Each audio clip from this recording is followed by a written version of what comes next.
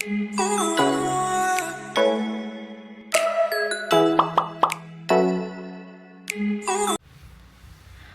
teman-teman bidan semua, kembali lagi di channel YouTube Official Bidan. Kali ini kita akan membahas tentang etiko-legal lagi ya teman-teman, yang part kedua. Karena memang kalau untuk etiko-legal ini kita harus benar-benar paham ya. Buat teman-teman yang masih mau untuk memperdalam ilmu tentang etiko-legal, silahkan tonton video ini sampai selesai ya teman-teman. Jangan di skip ya, biar makin paham. Buat teman-teman yang belum subscribe, silahkan di subscribe dulu dan di like. Yang mau request soal apa selanjutnya, silahkan chat di kolom komentar ya teman-teman. Langsung aja ya, kita bahas ke soal nomor 1 ya teman-teman. Bidan akan melakukan rujukan pasien dengan atonia uteri. Saat melakukan rujukan untuk mengurangi perdarahan yang keluar, bidan akan memasang kondom kateter. Sebelum melakukan pemasangan, bidan kemudian meminta persetujuan dari keluarga. Jenis persetujuan yang didapatkan bidan adalah A. Tertulis, B. Lisan, C. Lisan dan tertulis, D. Tidak perlu persetujuan, E. Persetujuan dari ibu. Apa nih teman-teman? Dia mau ngerujuk pasien dengan atonia nih. Dia mau pasang kondom, maka ketika kita akan melakukan tindakan pemasangan, kita akan pasti meminta persetujuan tindakan. Nah, persetujuan tindakan itu tidak hanya tertulis teman-teman. Kita akan minta tanda tangan bersedia untuk pemasangan, atau untuk tindakan ya teman-teman.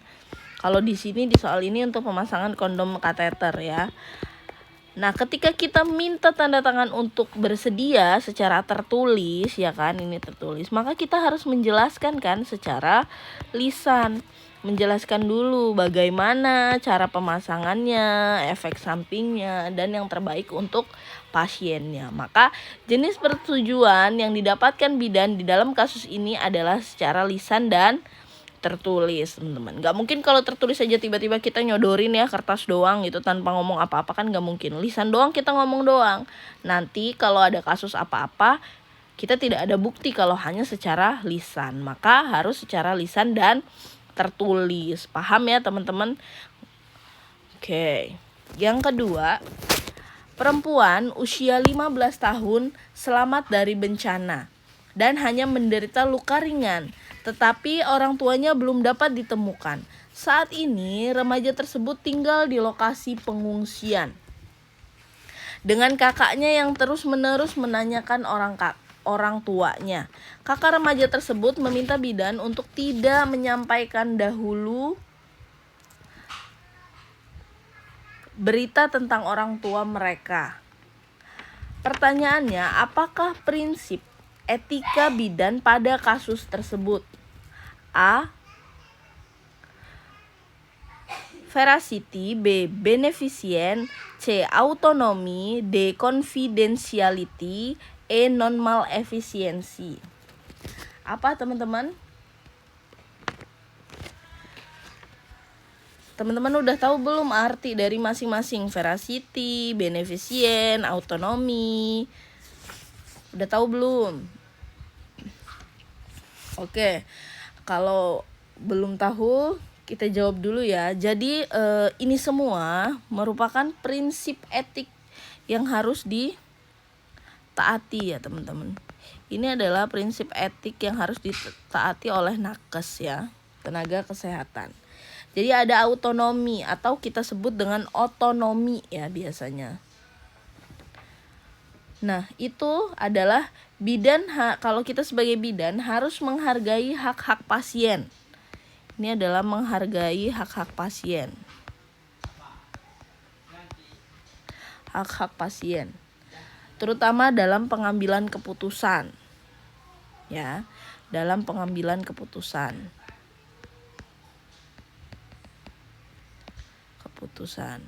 Jadi contohnya ini ada informed choice dan informed consent.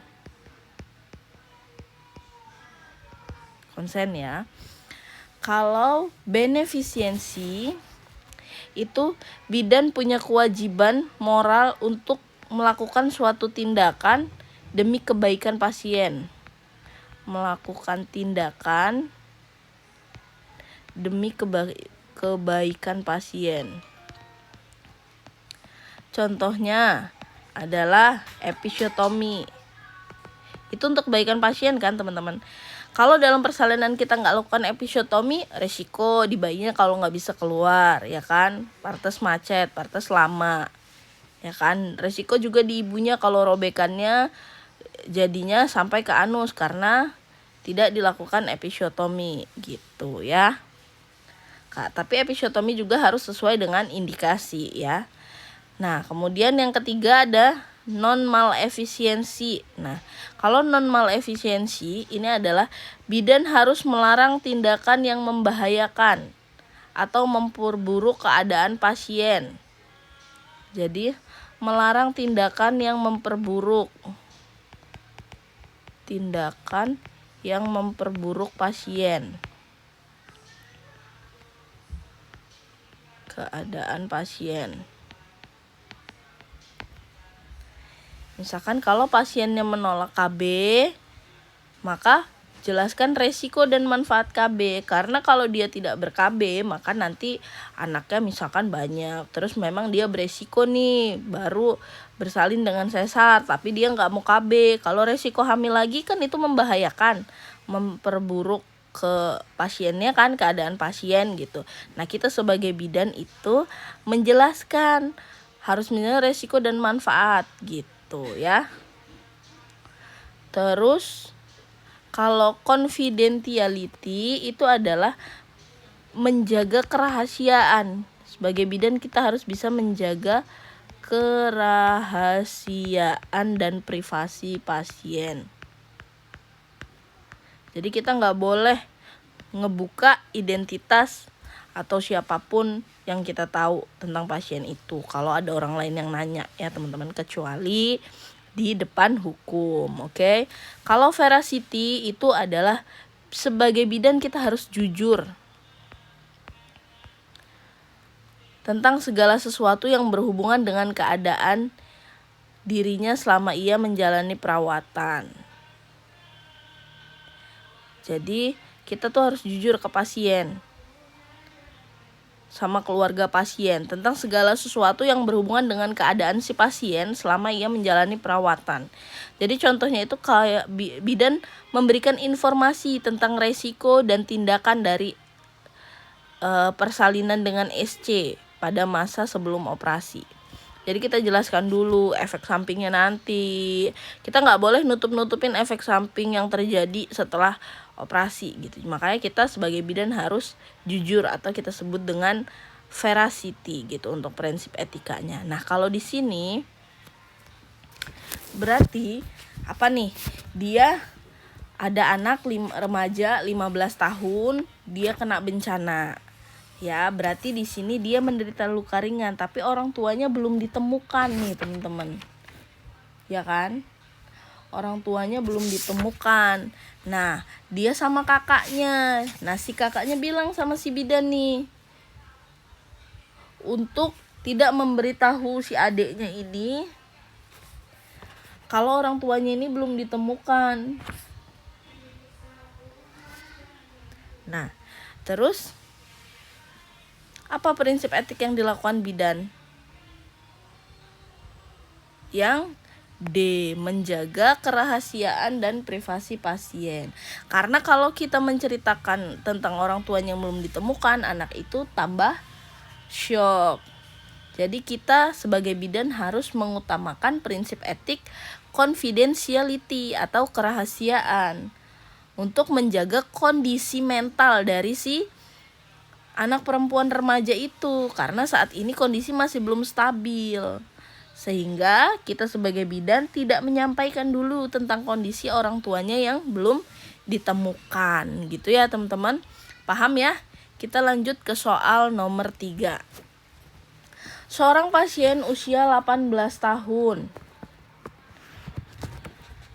dalam proses persalinan dengan PEB.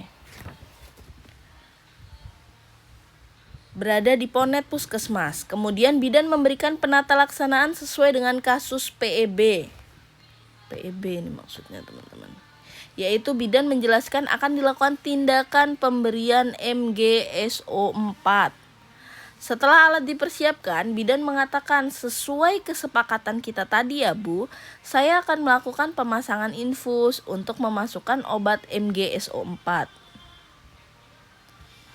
Pertanyaannya, prinsip etika apakah yang dilakukan bidan pada kasus tersebut? A. Veracity, B. Beneficiency, C. Autonomy, D. Fidelity, E. Non-malefficiency.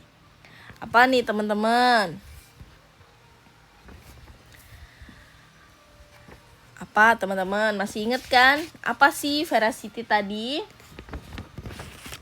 Kalau veracity itu kejujuran ya teman-teman. Kalau beneficiency, melakukan yang terbaik untuk pasien.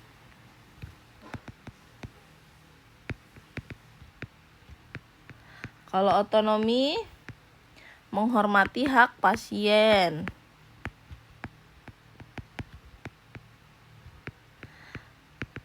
Kalau fidelity, tepat janji teman-teman. Kalau malefisiensi, tidak merugikan pasien. Sebenarnya ada berapa sih prinsip etik yang harus ditaati sama bidan? Prinsip etik yang harus ditaati itu ada 7 teman-teman. Ada otonomi, ada beneficiency, non-malefficiency, justice, ada justice tambahannya. Justice itu adil. Ada veracity, kejujuran, fidelity, tepat janji. Yang terakhir ada confidentiality. Confidentiality itu adalah menjaga rahasia. 1, 2, 3, 4, 5, 6, 7 ya teman-teman. Jadi ada 7 macam prinsip etik yang harus ditaati. Ada veracity, kejujuran, beneficiency, melakukan yang terbaik untuk pasien. Otonomi itu menghormati hak pasien. Fidelity itu kita tepat janji. Non-malefficiency itu tidak merugikan pasien. Justice itu kita adil. Dan confidentiality itu kita menjaga kerahasiaan pasien. Nah, di kasus ini gimana? Di kasus soal ini kita memberikan, berarti kita kan mau melakukan tindakan pemberian MGSO 4 karena dia PEB nih teman-teman. Nah, sebagai bidan kita akan menjelaskan akan dilakukan pemberian tindakan MGSO 4. Dia mau melakukan pemasangan infus dulu. Berarti menunjukkan bahwa bidan menghargai pasien. Dia menghargai pasien sebagai seorang individu yang berhak untuk memutuskan dan menerima informasi, ya kan? Sebagai bidan kita minta izin dulu untuk pemasangan infus, kita menjelaskan informasi. Jadi prinsip etik yang sesuai adalah otonomi ya teman-teman, menghormati hak pasien karena kita menghargai dia yang mengambil keputusan, maka kita yang memberikan informasi. Paham ya teman-teman? Sampai di sini dulu soal etiko legal part 2. Nanti kita akan bahas lagi part 3 biar teman-teman makin paham lagi karena memang etiko legal ini agak banyak dilemanya ya teman-teman. Oke, silakan ditunggu video part 3-nya untuk kita pembahasan etiko legal.